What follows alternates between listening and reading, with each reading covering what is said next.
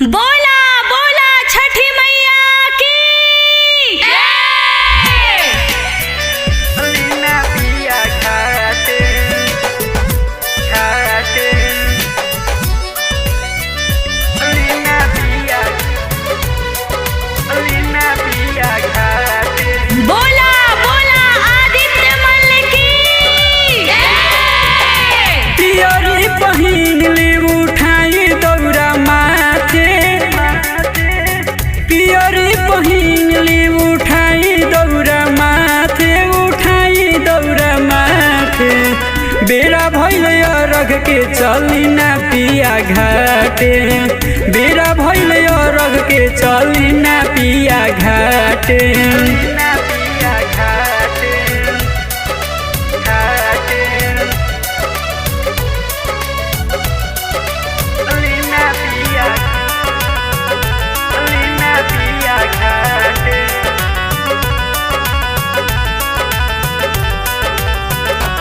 बोला बोला सूरज देव की सुंदर सुंदर फालावा से दौरा हम सजैनी कैनी तैयारी हम देर रौरा कैनी हाँ सुंदर सुंदर फालावा से दौरा हम सजैनी कैनी तैयारी हम देर रौरा कैनी बांधले पगड़िया उखिया बबुआ ले ले बाटे बाटे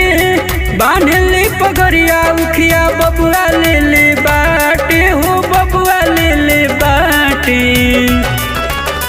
बेरा भइल अरघ के चली ना पिया घाटे बेरा भइल अरघ के चली ना पिया घाटे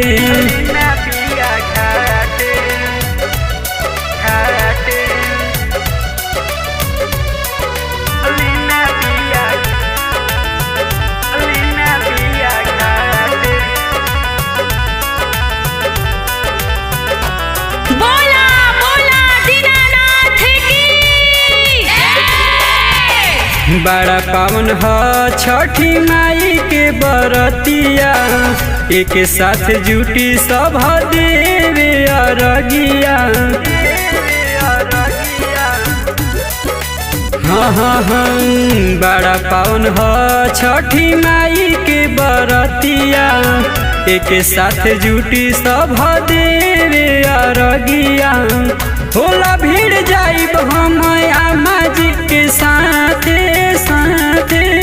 होला भीड़ जाइब हम आमा जी के साथे हो आमा जी के साथे बेरा भइल अरघ के चली ना पिया घाटे बेरा भइल अरघ के चली ना पिया घाटे।